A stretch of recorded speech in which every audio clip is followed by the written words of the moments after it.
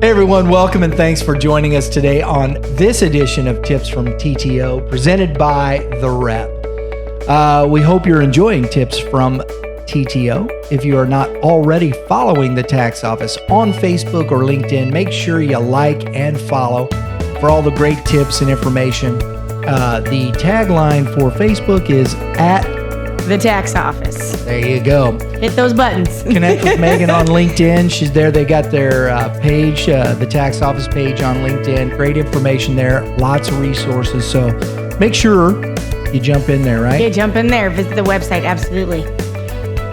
Of course, this is Megan Wallander, accounting, payroll, and micro business specialist from the tax office, because You're more than a tax office. they are, definitely are. And we've got some great stuff for you today. So make sure you stay tuned here.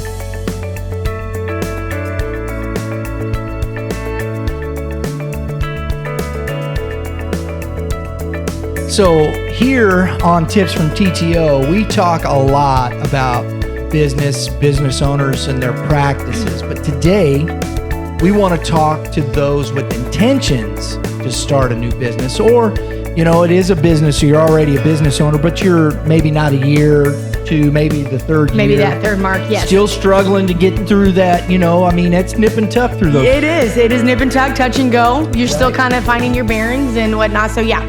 And having all the information you can get is always helpful. It is, yes. And there's never not information that you don't need. Alleviate stress any way possible. Absolutely. So, Megan, can we get, say, a list of questions that that you get the most of, that you can give to people who are in the process of starting a new business?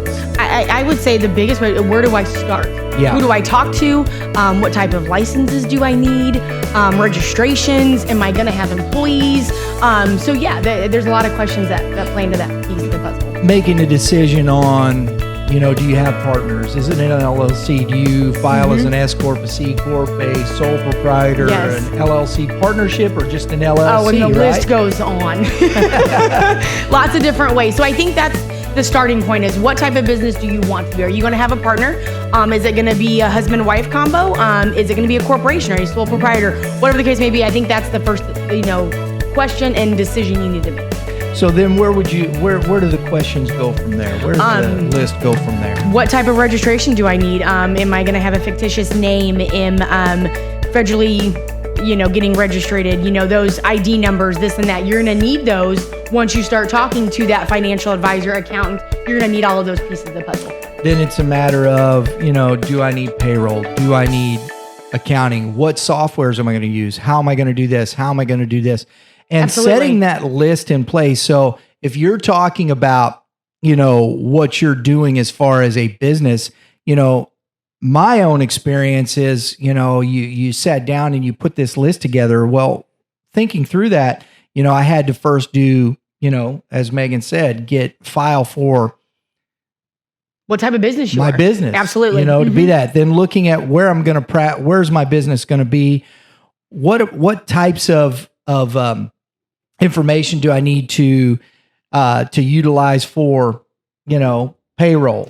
Payroll. How am I going to pay myself? How am I going to? And that depends on what type of business you are, whether you get a paycheck, whether you take draws. So there's a lot of things that can go into that piece of the puzzle. So, And that's true of everybody. And sometimes you just don't know. And honestly, I would say 90% of new business owners, or even, that 1 to 3 mark, really don't know the answer to those questions. So you're not alone.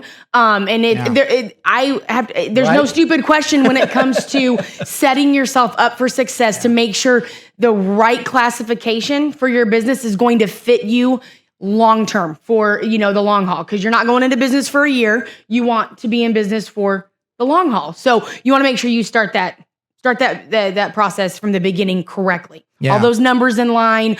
If you're going to sell food, you're going to sell merchandise. There's a lot of things that can play into that piece of the puzzle. And a big one there, sales tax and how you set those up. Huge. So it's great to always talk to a professional about Absolutely. these things. Wherever that may be, if you're, reaching out to your financial advisor, your accountant, you've got a trusted friend at your bank. Reach out to those people. They may be able to lead you in the right direction if you just don't know. Right. So what are some tips that can make setting up payroll a smooth situation? How do they set that in motion? I would say do your research first. Yeah. Find out what's going to be the best for your business, whether outsourcing it. There's a lot of software out there, a lot of mobile apps. There's lots of options. So find out what's going to work best for your business. You might not need to outsource it. You might have one employee right now. And if you want to keep it in-house, then that's fine. But find out what's going to work best for you. Don't just jump into something because you think you need it. Do your research. Reach out to, whoever you need to reach out to. But that would be my first recommendation. If you are going to have employees, setting them up on, having those procedures in place. We've talked about that in the past. So, and the thing about it is if you do, making that decision between in-house to outsource, it's still all a matter of making sure it's done correctly. Yes, you want to pick the right program, the right software, the right person, because payroll, as we've discussed, can get out of hand real quick. And those are fees and penalties you don't want to pay. It is hard to catch up on those. Yeah. We've seen that before. And so, wherever you choose to go down, make sure you put that foundation in place first thing. And if nothing else, I'm sure, like what Megan was saying, if you choose in-house or outsource, it's that decision, and making these decisions is always find somebody who can consult with. I think that's the biggest thing. Absolutely. Is finding that help. What is your focus, and making that decision of what do I want to focus on? Do I want to focus on building my business and let some other professionals take care of these things? Take care of that hat. Right? Or do I have somebody over here that's really that part of it so I can focus on this? Absolutely. I mean, it's just a matter of how the business is set up. We've talked in the past, putting your ducks in a row. Yeah. Absolutely. If you've got somebody that is trusted that way, utilize them. Yes. Don't put that on yourself, because your ultimate goal is to grow your business. How do you do that? If you can take that hat, great. If you can't, like most, don't do it. Don't do it. And I think these are the things that in decision-making processes with micro and small business, sometimes get a little difficult. We're challenged by it. Are we really seeking out the right advice? Right.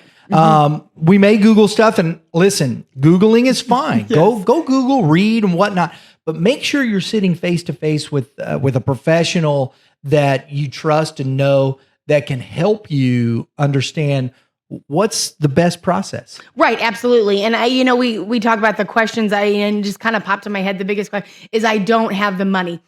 How do you know? Yeah. Talk to that financial advisor, talk to that accountant. That's what they're there for. Right. We're good at finding money in places you may not have known you had it. So don't think that that's not an option and deter you from outsourcing certain things to help you run your business. And that's the thing, don't just automatically dismiss outsourcing. Yes. It's a matter of taking and balancing those things. Budget, absolutely.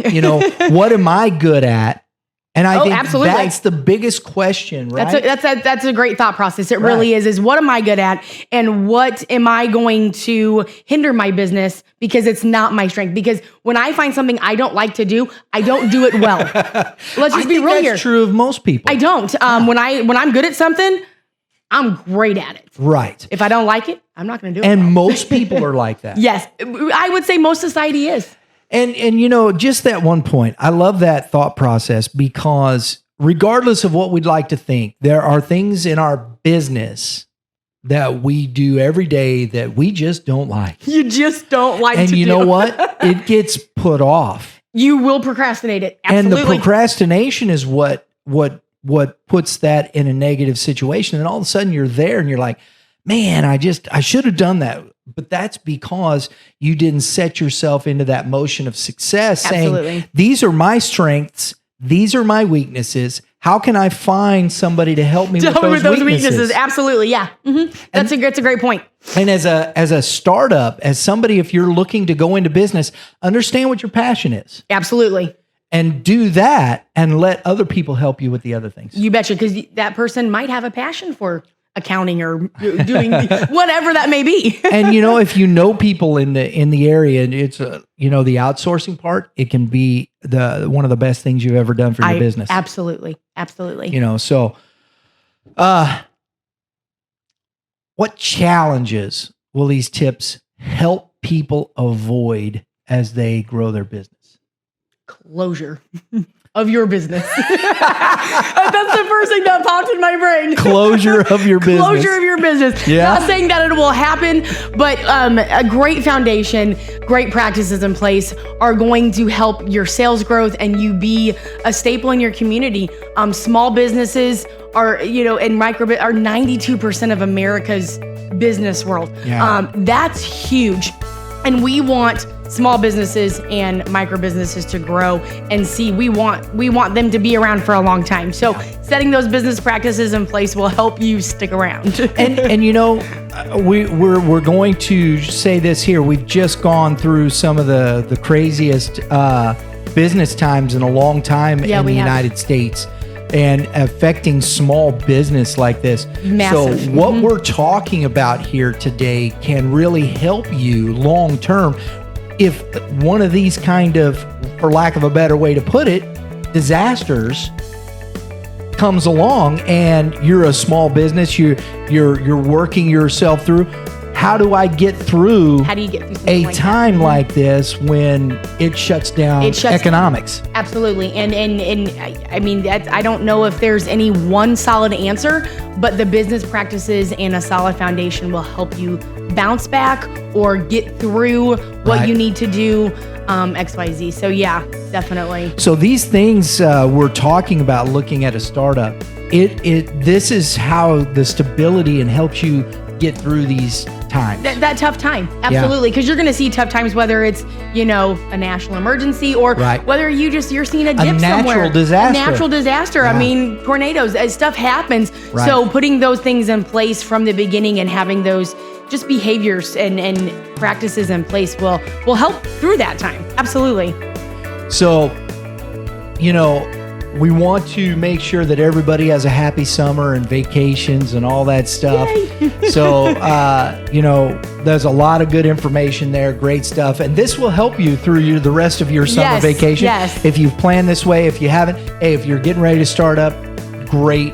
The tax office is a great place to come, get some information, set up an appointment with Megan, with Greg, talk about your startup. They're there to help you guys. Absolutely. As always, Megan, great information. Thanks for having me. Great discussion today. Great tips for everybody to use, but if you find yourself a little overwhelmed, I know we went through a lot of information here today. You can follow the tax office on Facebook at the tax office, LinkedIn page, connect with Megan. Great stuff always on LinkedIn there. Check them out on the web at thetaxoffice.com. And we hope you've learned something today. Remember, since 1984, we are more than a tax office. Everybody have a great day.